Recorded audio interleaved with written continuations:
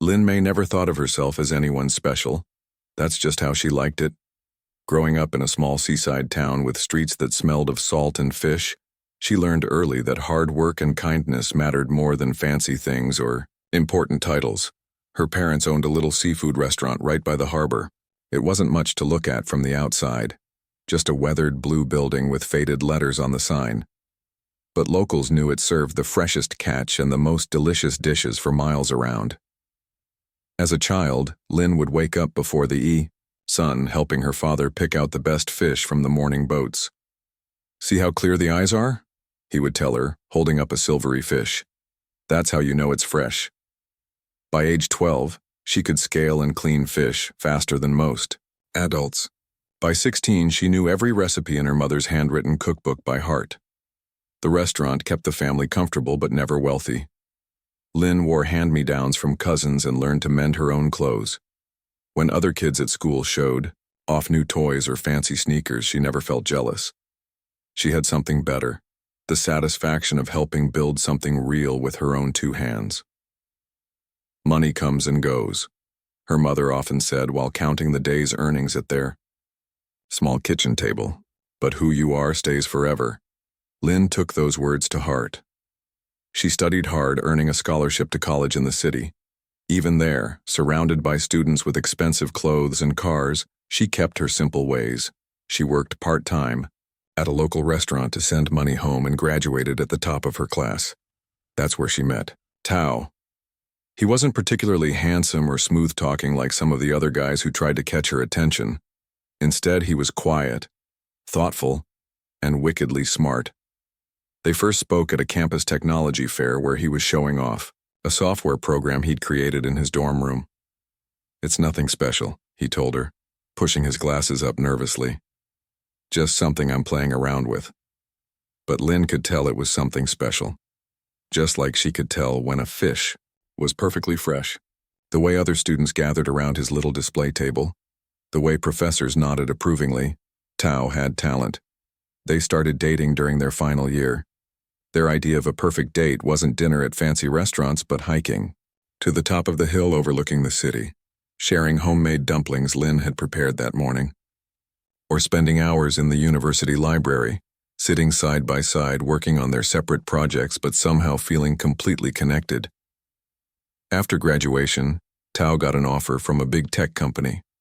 Lynn found work at a respected restaurant, eventually becoming assistant manager. They rented a tiny apartment together, furnished with second-hand items and plants Lynn nurtured on their small balcony. They were happy. Really happy. And then Tao's software idea, the one he'd been playing around with in college, and started getting attention. It happened slowly at first. A few investors showed interest. A small office with 3 employees grew to 10, then 50. Tao worked long hours, coming home exhausted but excited. Lynn supported him in every way she could, making sure he ate properly, listening to his ideas, offering common-sense advice when he got stuck on a problem. 5 years after graduation, Tao's company went public.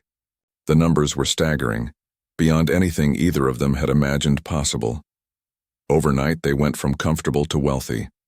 6 months later, the wealth had multiplied. A year after that, financial magazines started using the word billionaire when referring to Tao Zheng, the quiet genius revolutionizing how businesses used data. Through it all, Lynn remained unchanged. When Tao suggested they buy a mansion in the exclusive hills above the city, she frowned. "Why do we need all that space? It would just echo. And who's going to clean it?" They compromised on a nice but modest house in a friendly neighborhood. Lynn insisted on continuing to work at the restaurant 3 days a week, even though she certainly didn't need the money anymore. "The work makes me happy," she explained to Tao. "I like the people, the routine, the feeling of doing something concrete." Tao understood. It was one of the countless reasons he loved her. Her groundedness kept him anchored when the dizzying heights of success threatened to sweep him away. Their life settled into a new pattern. Tao running his growing empire, Lynn dividing her time between the restaurant, community volunteer work, and managing their household. Few people at the restaurant or in their neighborhood knew about Tao's success or their wealth. Lynn never mentioned it, wore the same kind of simple clothes she always had, and drove a practical mid-sized car. She started a foundation to help small business owners in struggling neighborhoods, but insisted her name not be attached to it. She funded college scholarships for kids from her hometown, but made the awards appear to come from an anonymous donor. "I don't want people to treat me differently," she told Tao when he asked why she kept such a low profile. "I'm still just Lynn, who burns the rice sometimes and can't sing to save her life." Tao would laugh and pull her close. "You're extraordinary precisely because you don't know how extraordinary you are." 15 years into their marriage, they had built a life richer than either could have imagined, not just in money, but in purpose and connection. Tao's company now employed thousands across the globe. Lynn's foundation had helped hundreds of small businesses stay afloat and grow. They had also built a family. Their twin daughters, May and Jun, were now 12, the same age Lynn had been when she learned to clean fish at her parents' restaurant. The girls attended a good public school rather than the exclusive private academy many of Tao's business associates chose for their children. "We want them to know all kinds of people," Lynn explained when questioned about this choice. "Not just the ones who wear designer clothes and take skiing trips to Switzerland." The twins knew their father was successful, but the full extent of the family wealth was not something Lynn and Tao emphasized. The girls had chores, earned allowances, and were expected to work summer jobs when they got older, just like Lynn had done growing up. One spring afternoon, Lynn received a call from her sister Bai, who lived in another city 6 hours away by plane. "Dad's not doing well," Bai said, her voice tight with worry. "The doctors say it's not an emergency, but—" She trailed off. "I'll come tomorrow," Lynn promised without hesitation. Their father had been having heart problems for several months. While the doctors weren't overly concerned yet, Lynn knew how much it would mean to her parents to have her visit. Tao was away on a business trip in Europe, and the girls had important exams coming up at school. "I'll go alone," Lynn decided. "It's only for a few days." She booked a first-class ticket, one of the few luxuries she occasionally allowed herself, since Tao's success. Not because she cared about status, but because the extra space helped with her occasional back pain from years of standing in restaurant kitchens. The day of the flight, she packed light. Just a well-worn backpack she'd had since college. She dressed for comfort in simple jeans, a plain sweater, and comfortable walking shoes. Her dark hair was pulled back in a practical ponytail, her face free of makeup except for a touch of lip balm. Looking in the mirror before leaving, Lynn saw the same person she'd always been, a hard-working woman from a small coastal town who valued substance over show. The billions in her family's accounts hadn't changed that. Nothing ever would.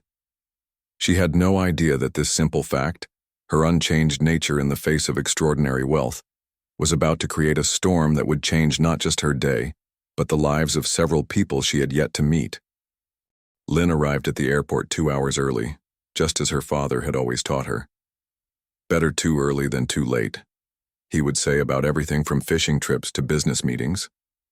The terminal buzzed with activity, business travelers, typing furiously on laptops, families corralling excited children, airport staff zipping around on small carts. She checked in at the self-service kiosk, smiling when the machine spat out her boarding pass with "First Class" printed across the top. Though she rarely splurged on luxuries for herself, the spacious seats would help with her back during the 6-hour flight. Plus, Tao had insisted when she called to tell him about her trip.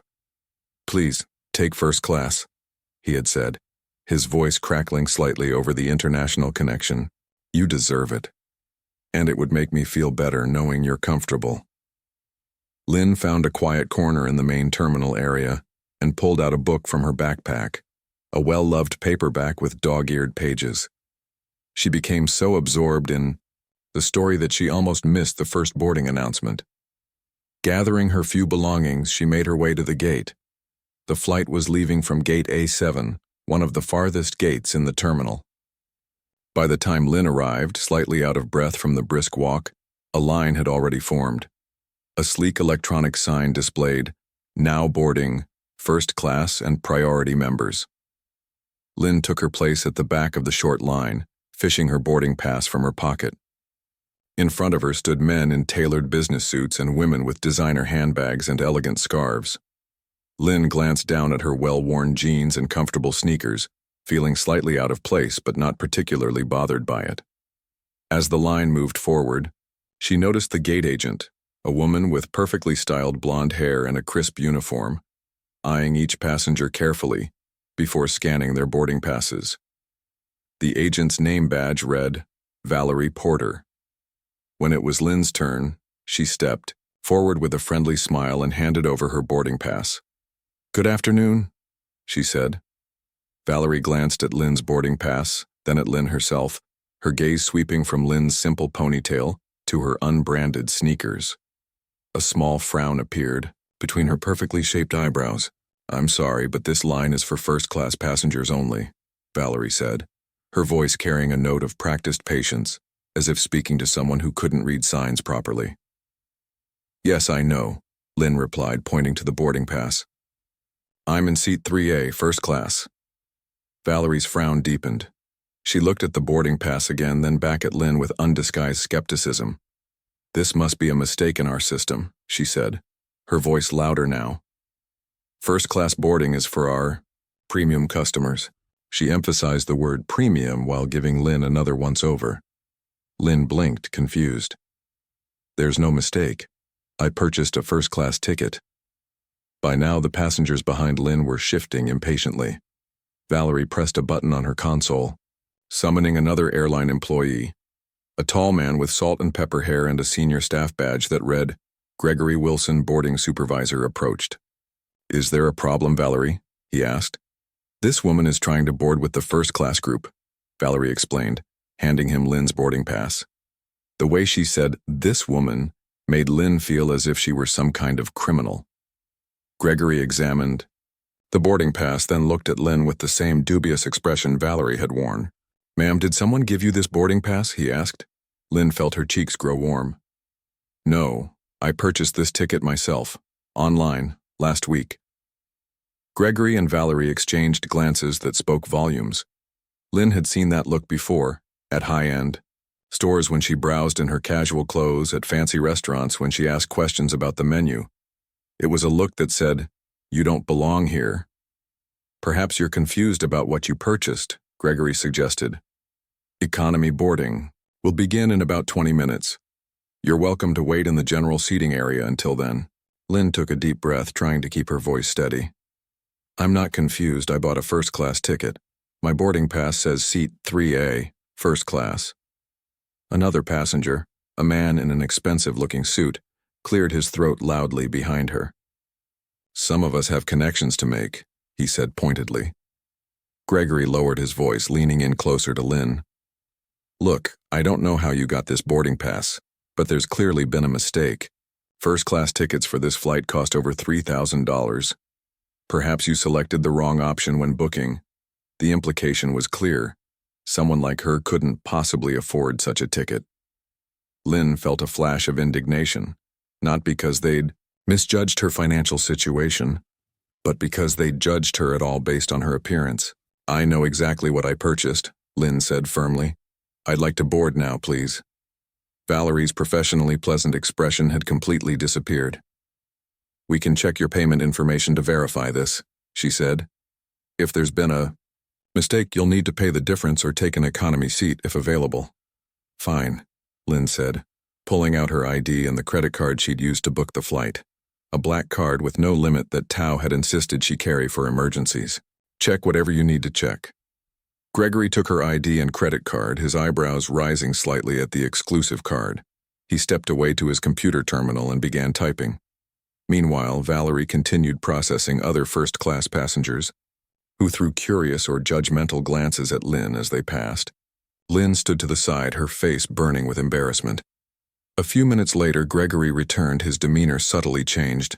"Ms. Zhang," he said, his voice notably more respectful than before. "There appears to be some confusion in our system. If you'll just wait a moment, I need to consult with my manager." Lynn knew what had happened. The black card had raised a flag. The name Zhang had triggered something in their system. Tao's company was well known enough that airlines likely had notes in their system about VIP treatment for anyone with that surname. She felt a mixture of relief and frustration. She didn't want special treatment because of Tao's success. She just wanted to be treated with basic respect, like any other passenger who had purchased a valid ticket. Gregory disappeared into a small office behind the counter. Through the glass window, Lynn could see him speaking animatedly on a phone, occasionally glancing in her direction. The minutes ticked by. The first-class boarding was nearly complete. Lynn stood awkwardly to the side, aware of curious glances from other passengers and staff. She considered just giving up and taking an economy seat, or even rebooking her flight for another day.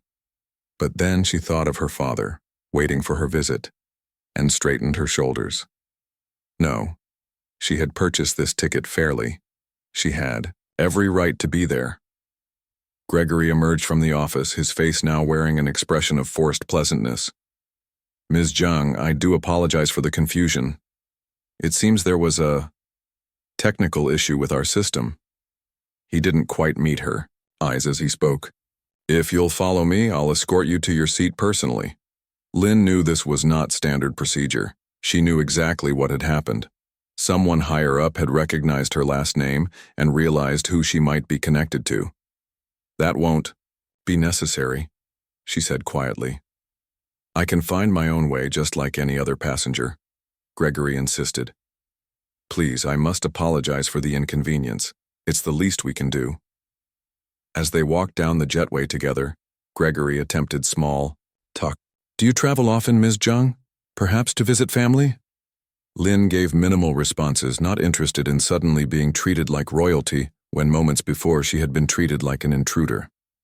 When they reached her seat, a spacious first-class pod with all the amenities, Gregory hovered awkwardly. "Again, my sincere apologies for the misunderstanding. If there's anything you need during your flight, please don't hesitate to ask." Lynn simply nodded and took her seat, placing her backpack carefully under the seat in front of her. As Gregory retreated and other passengers continued boarding, she pulled out her phone. Her hands were still shaking slightly from the confrontation. She debated whether to call Tao. He would be furious if he knew how she'd been treated.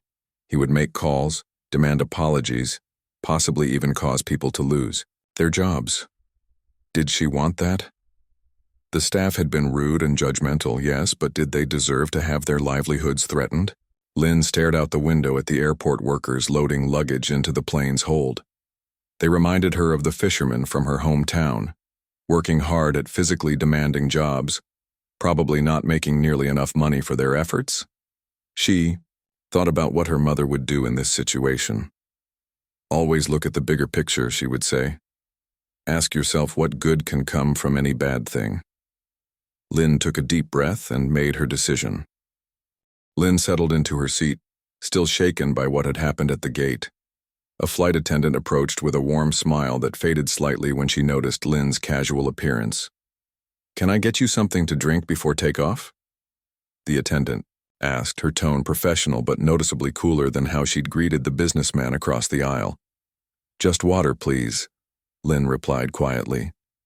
As the attendant walked away, Lynn overheard a whispered conversation between two passengers in the row behind her. "How did she get in here?" a woman murmured. "Must have used points or got an upgrade or something. Or maybe she's someone's assistant," her companion replied, "probably holding the seat until her boss boards." Lynn kept her eyes forward, pretending not to hear. She'd experienced this kind of judgment before, but it never stopped stinging. She thought about her parents, who had taught her that a person's worth came from their character, not their clothes or possessions.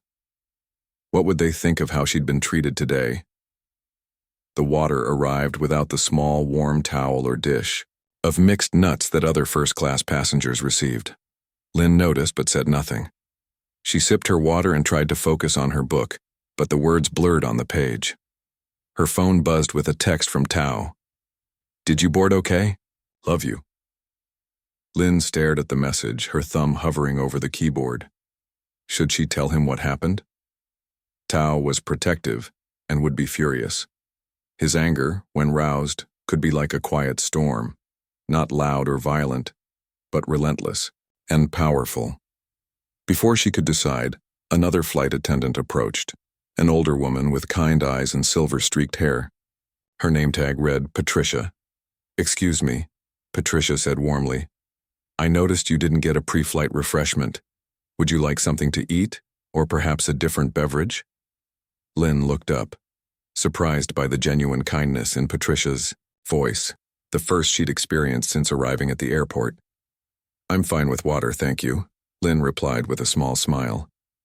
Patricia hesitated, then lowered her voice. "I couldn't help overhearing what happened at the gate. I want you to know that's not how we aim to treat our passengers." Lynn felt a lump form in her throat at this unexpected show of empathy. "Thank you for saying that. Is there anything I can do to make your flight more comfortable?" Patricia asked. Lynn shook her head. "Just being treated like everyone else would be nice." Patricia nodded understandingly. "I'll make sure of it, and I hope you'll accept my personal apology for any disrespect you've experienced." As Patricia moved away to help with final preparations for takeoff, Lynn returned to her phone and Tao's message. After a moment's thought, she typed, "There was a small issue at boarding, but I'm on the plane now. We'll call when I land. Love, you too."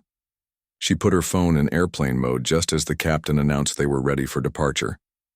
As the plane taxied toward the runway, Lynn tried to put the unpleasant incident behind her and focus on her visit with her parents. But as the minutes passed, her discomfort grew. It wasn't just about her own feelings anymore. What about the next person who didn't look right but had a valid ticket? What about people who saved for months to afford one special flight and were then treated as if they didn't belong? The more she thought about it, the more troubled she became. By the time the plane reached cruising altitude, Lynn had made up her mind. She pulled out her phone again and turned it on, knowing she could use it in airplane mode to write a longer message to Tao. She composed an email describing exactly what had happened: the questioning at the gate, the disbelief, the checking of her credit card, the sudden change in treatment when they realized who she might be connected to, and the whispers and differential treatment on the plane itself. "I'm not telling you this so you'll fix it for me," she wrote.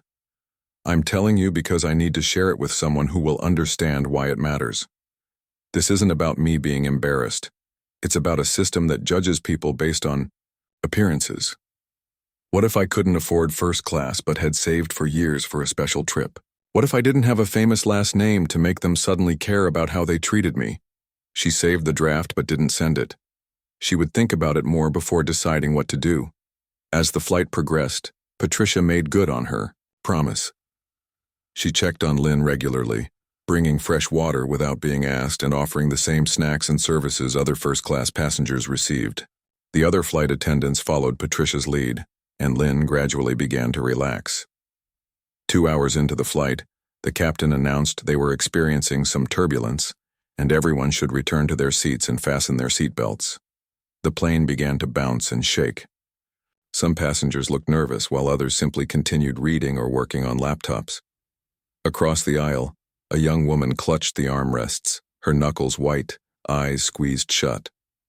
Lynn recognized the signs of severe flight anxiety. Her sister Bai reacted the same way to turbulence. "Are you okay?" Lynn asked gently. The woman opened her eyes, clearly embarrassed. "I'm fine," she whispered. "I just hate turbulence." "Would it help to talk? Sometimes distraction works best." The woman nodded gratefully. "I'm Lily," she said. "I'm heading home after a business conference." "I'm Lynn. I'm visiting my parents. My father hasn't been feeling well." As the plane continued to bounce through rough air, Lynn and Lily chatted about their families, their work, their hometowns. Lynn learned that Lily was a pediatric nurse who had been presenting research at a medical conference. Lily learned that Lynn had helped run her family's restaurant before moving to the city. Neither woman mentioned money or status. Neither asked what the other's spouse did for a living, or where they vacationed, or what car they drove. They simply connected as two human beings sharing a bumpy journey through the clouds. When the turbulence finally eased, Lily sighed with relief. "Thank you," she said. "That's the first time I've made it through bad turbulence without having a panic attack. Talking helps, Lynn said with a smile. My sister is the same way. Can I ask you something? Lily hesitated. I noticed how some of the staff treated you earlier. It wasn't right. Lynn shrugged. People make judgments based on appearances. It happens all the time. But doesn't it make you angry? Lily pressed. If someone treated me that way, I'd complain to the airline, maybe even post about it online. Lynn considered this. Being angry doesn't usually fix problems, she said finally.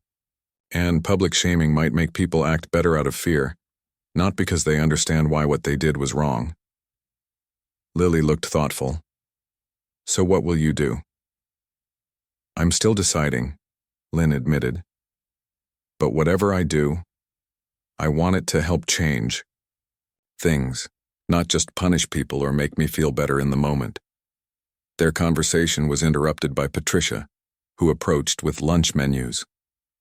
We'll be serving meal service soon, she said cheerfully. Can I get either of you a drink while you look over the options? As Patricia took their drink orders, Lynn noticed Gregory, the gate supervisor who had questioned her boarding pass, making his way down the aisle with a tablet in hand. He was checking something with each first-class passenger, and the set of his shoulders suggested tension. When he reached Lynn, he cleared his throat uncomfortably. Ms. Zhang, I hope you're having a pleasant flight. Lynn nodded politely, but said, Nothing. I wanted to personally check that everything is to your satisfaction, he continued, his tone overly formal, and to once again extend my apologies for the misunderstanding at boarding. Lynn could tell this wasn't a genuine apology, but rather damage control. Someone, perhaps a manager who recognized her name, or maybe even Patricia, had alerted him to the fact that she might be connected to someone important. Is there anything we can do to improve your experience today? Gregory asked, his smile not quite reaching his eyes. Lynn considered several responses. She could demand special treatment to make up for the embarrassment. She could threaten to report him. She could coldly dismiss him the way he had dismissed her earlier. Instead, she looked directly into his eyes and spoke quietly. Mr. Wilson, I don't want special treatment. I never did. I just wanted to be treated with the same respect you'd show any other passenger with a valid ticket. Gregory's professional mask slipped for a moment, revealing discomfort. Of course, Ms. Zhang, that's what we strive for with all our passengers. Is it? Lynn asked, her voice still gentle but firm. Because that's not what I experienced today. Gregory shifted his weight uncomfortably. There was a misunderstanding. No, Lynn interrupted. There was an assumption. You and Ms. Porter assumed I didn't belong in first class because of how I look. That's not a misunderstanding, that's a judgment. Lily, watching from across the aisle, gave a small nod of encouragement. Gregory's face flushed. I assure you that was not our intention. Intentions matter less than actions, Lynn said, and your actions made it very clear what you thought of me. The conversation had attracted attention from nearby passengers. Gregory glanced around nervously, clearly wanting to end this increasingly awkward exchange. I sincerely apologize, he said stiffly. If there's anything we can do to make it up to you. Lynn considered what she wanted. Not special treatment, not revenge. Something more meaningful. I'd like to speak with whoever trains your gate staff, she said finally. Not to complain, but to help them understand how these misunderstandings affect people. Gregory blinked in surprise. This was clearly not the response he had expected. I'll see what I can arrange, he said. If you'll excuse me, I need to check on other passengers. As he hurried away, Lily leaned across the aisle. That was amazing, she whispered. You stood up for yourself without losing your cool. Lynn shrugged.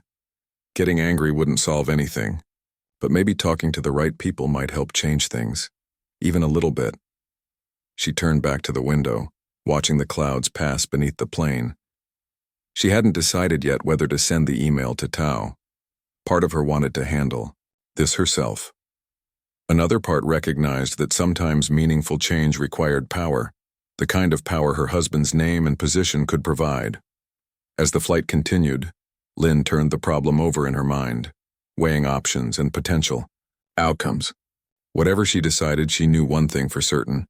She wouldn't let this incident pass without trying to make something positive come from it.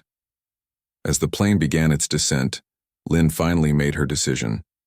She opened the draft email to Tao, read it through one more time, and pressed send. Whatever happened next, she wanted her husband to hear about the incident from her first, in her own words. She turned off her phone and returned it to her bag. The knot of tension she'd been carrying in her shoulders began to loosen. Telling Tao felt right, even if she wasn't sure what he would do with the information. Patricia passed through the cabin for a final check before landing. "Everything okay?" she asked, pausing by Lynn's seat. "Much better, thank you," Lynn replied with a genuine smile. "I'm glad. And I meant what I said earlier. This isn't how we want our passengers to be treated. Some of us remember that everyone deserves respect, regardless of what they're wearing or how they look." Lynn nodded gratefully. "People like you make a difference, Patricia. Never doubt that." The older flight attendant patted Lynn's shoulder gently before moving on. Across the aisle, Lily gave Lynn a small wave as she gathered her belongings. "It was nice meeting you," Lily said. "And thanks again for getting me through the turbulence." "It was nice meeting you too," Lynn replied. "Have a safe trip home." The plane touched down smoothly. As the seatbelt sign turned off, passengers began the usual rush to retrieve bags and exit. Lynn waited patiently, in no hurry to join the crowd in the narrow aisle. When she finally stepped off the plane, she was surprised to see a man in a crisp airline uniform waiting at the gate. He was tall, with salt and pepper hair and a serious expression. "Ms. Zhang?" he asked as she approached. "I'm David Chen, the station manager for this airport. May I have a word with you?" Lynn glanced at her watch. Her sister would be waiting in the arrivals area, but she wasn't in a rush. "Of course," she said. David led her to a small private lounge near the gate. "Please have a seat," he said, gesturing to a comfortable chair. "Can I get you anything? Coffee? Water?" "No, thank you," Lynn said, curious about this unexpected meeting. "Is something wrong?" David sat across from her, his posture formal, but not unfriendly. "I wanted to personally apologize for the experience you had during boarding today.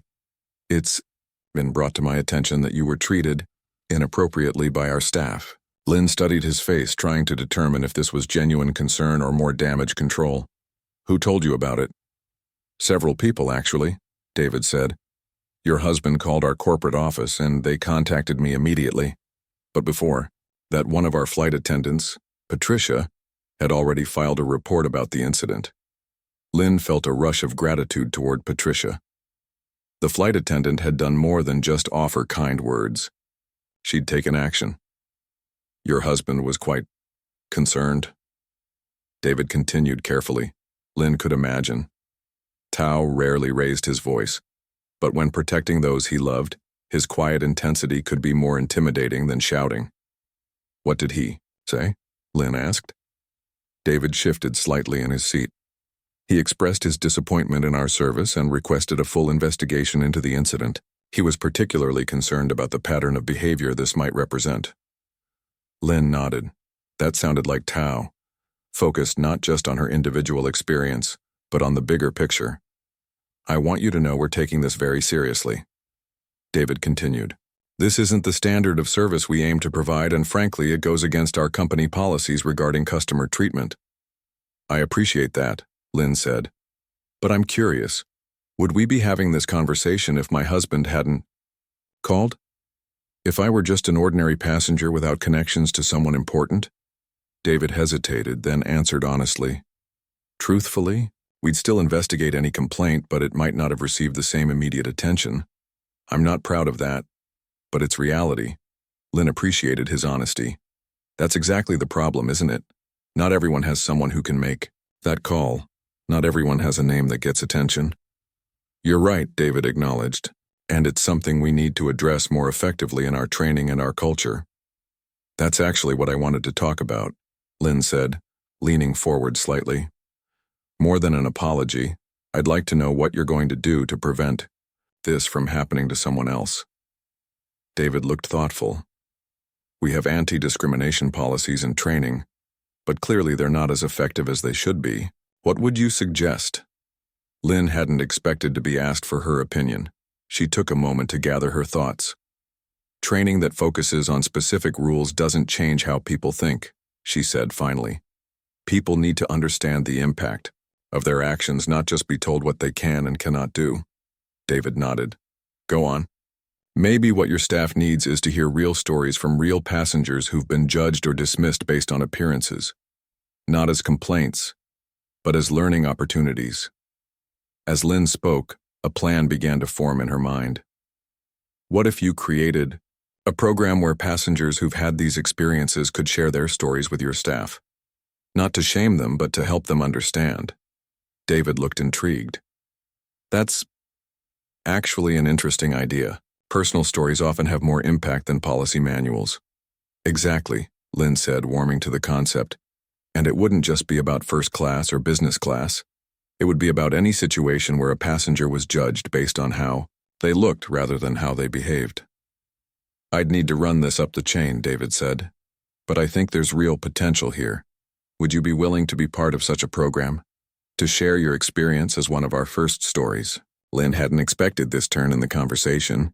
She'd come in expecting apologies and perhaps promises of disciplinary action. Instead, she was being offered a chance to create something constructive. I would, she said after a moment's consideration, but I wouldn't want special treatment there either. My story should be one of many, not given extra weight because of who my husband is. David smiled, the first genuine smile she'd seen from him. Understood and appreciated. Their conversation was interrupted by David's phone buzzing. He glanced at it and his expression changed. Excuse me, but I need to take this. It's from our corporate office. He stepped away to answer the call, his back to Lynn as he spoke in low tones. Lynn couldn't hear the words, but his posture grew increasingly tense. When he returned, his expression was carefully neutral. That was my director. It seems your husband has escalated this matter quite significantly. He's spoken with our CEO.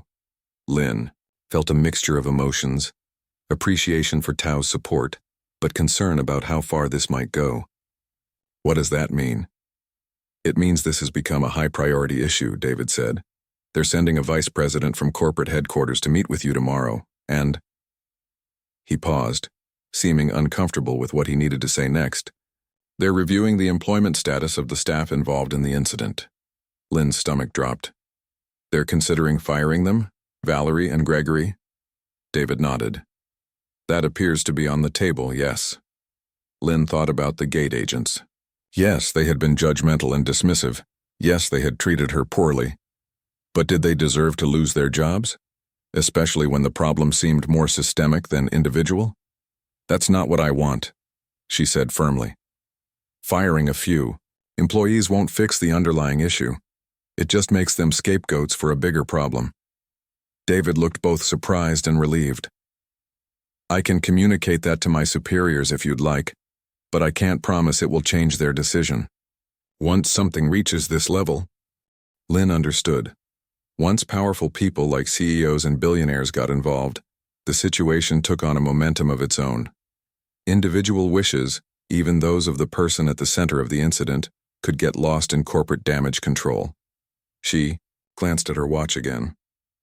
Her sister had been waiting for almost 30 minutes now. I need to go, she said, standing up. My sister is waiting for me. But please, tell your superiors, I don't want anyone fired over this. What I want is meaningful change. David stood as well. I'll pass that along, and for what it's worth, I think your idea about the Passenger Stories program has real merit. I'll advocate for it regardless of what happens with the disciplinary side of things. He handed her his business card. If you think of anything else, or if you want updates on how we're addressing this, please contact me directly. Lynn took the card and tucked it into her pocket. Thank you. I appreciate you taking the time to speak with me. As she walked away toward the baggage claim area, Lynn pulled out her phone and turned it on. There were 3 missed calls from Tao and a text that read, "Got your email. Taking care of it. Call me when you can." Lynn sighed. Tao's version of taking care of it could be quite thorough. She would need to call him soon and make sure he understood what she did and didn't want to come from this situation. She spotted her sister Bai waiting near the exit, looking concerned. Lynn waved and quickened her pace. "There you are," Bai exclaimed, when Lynn reached her. "I was getting worried. Was there a delay?" "No, just a situation I needed to handle," Lynn said, hugging her sister. "How's Dad?" "About the same. He'll be so happy to see you." As they walked to the parking lot, Lynn's phone buzzed with an incoming call. It was Tao. "I should take this," Lynn told her sister. "It's important." Bai nodded and continued walking slightly, ahead, giving Lynn privacy. Lynn took a deep breath and answered the call. "Hello, Tao." "Lynn." His voice was tight with controlled anger. "I got your email. I've already spoken with the airline's CEO. They're going to make this right." "That's what I want to talk to you about," Lynn said carefully. "What exactly does making this right mean to you?" "Making this right means consequences," Tao replied, his voice firm. "What they did was wrong, Lynn. They humiliated you in front of everyone because of how you were dressed. That kind of behavior can't go unpunished." Lynn paused, watching her. Sister loaded her backpack into the car trunk. "I agree there should be consequences, but firing people isn't the answer I want." "Then what do you want?" Tao asked, some of the edge leaving his voice. Despite his success and power, he had always respected Lynn's opinions and wishes. "I want change, not punishment," Lynn explained. "I just had a good talk with the station manager here. I suggested they create a program where passengers who've experienced discrimination can share their stories with staff. Not to shame them, but to help them understand the impact of their actions." There was silence on the other end of the line. Lynn could almost picture Tao processing this, his brow furrowed in thought as he often did when considering a new perspective. "That's actually brilliant," he finally said. "Much more your style than my sledgehammer approach." Lynn smiled. "Your approach got their attention. Now mine might help them learn something." "I still think there should be some consequences for the individuals involved," Tao said. "Not necessarily firing, but something." "I agree. But let's make those consequences constructive too. Maybe they could be the first to participate in this program, listen to stories, and then reflect on their own actions." Tao chuckled softly. "This is why I've always said you're the smarter one in our marriage. I react, you respond. We balance each other," Lynn said. "Now can you call off the corporate attack dogs? I don't need a vice president flying in to meet with me tomorrow." "I'll handle it," Tao promised. "And Lynn, I'm proud of you. Not everyone would turn an experience like this into something positive." "I learned from the best," Lynn said, thinking of her parents and their practical wisdom. "I'll call you tonight after I see Dad." They said their goodbyes and Lynn joined her sister in the car. As they drove toward their parents' home, Bai glanced curiously at Lynn. "Everything okay?" "You seemed pretty serious on that call." Lynn considered. "How much to share?" "Just a small problem at the airport." "Nothing important." Bai raised an eyebrow. "Must have been somewhat important if Tao is involved." Lynn smiled. Her sister knew her too well. "It's being handled. Right now I just want to focus on Dad." The rest of the drive passed with Bai filling Lynn in on their father's condition. The doctors were cautiously optimistic, but he needed to rest and follow a strict diet. Their mother was worried but hiding it well, keeping busy with cooking and fussing over him. When they arrived at the modest house where Lynn had grown up, the familiar smell of her mother's cooking greeted them at the door. Her father was sitting in his favorite chair by the window, looking thinner than Lynn remembered, but with the same warm smile. "There's my girl," he said as Lynn rushed to hug him. "Still wearing those comfortable clothes, I see." "Good for you." Lynn laughed, feeling tears prick her eyes. "Some things never change, Dad." The next few days passed in a blur of family time. Lynn helped her mother cook, sat with her father while he napped, and caught up with old neighbors who stopped by to visit. The incident at the airport faded to the back of her mind, though she checked in with Tao each evening to hear updates. True to his word, Tao had spoken with the airline executives again. The vice president's visit was canceled, but a meeting was scheduled for the following week at corporate headquarters, where Lynn would be invited to share her ideas for the passenger story program. 4 days into her visit, Lynn was surprised to receive an email from David Chen, the station manager. "I wanted to update you on recent developments," he wrote. "After consideration, the company has decided not to terminate the employees involved in your incident.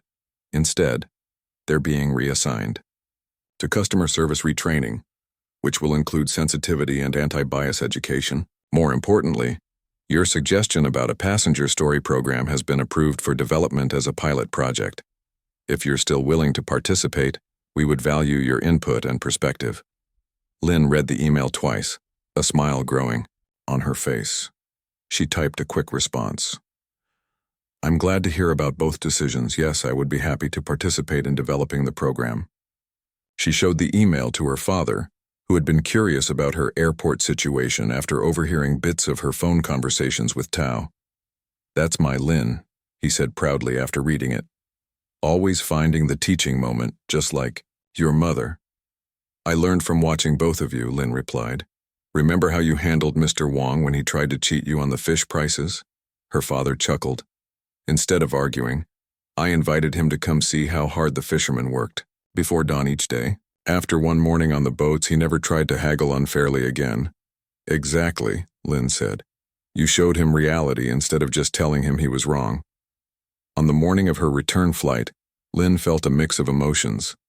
She was sad to leave her parents, but relieved that her father seemed to be improving, and she was admittedly a little nervous about the flight back, wondering if she would face similar prejudice. Her mother, always perceptive, noticed her tension as she packed. "Something troubling you, daughter?" Lynn hesitated, then shared the full story of what had happened on her arrival flight. Her mother listened without interrupting, her wise eyes taking in every detail. "And now you worry it will happen again," her mother concluded when Lynn finished. "A little," Lynn admitted. "I know it shouldn't matter, but it's hard to forget how it felt." Her mother sat beside her on the bed. "When I was a young woman, before you were born, I once went to a fancy shop in the city. I wanted to buy a special gift for your father. The shopkeeper followed me around, watching as if I might steal something. When I finally chose a gift, he seemed surprised I could afford it." "What did you do?" Lynn asked. "I bought the gift, looked him in the eye, and said, 'I hope you'll remember that appearances tell you nothing about a person's character or worth.' Then I left and never went back." She patted Lynn's hand. "But you've done something better. You're trying to change how they think, not just how they acted toward you."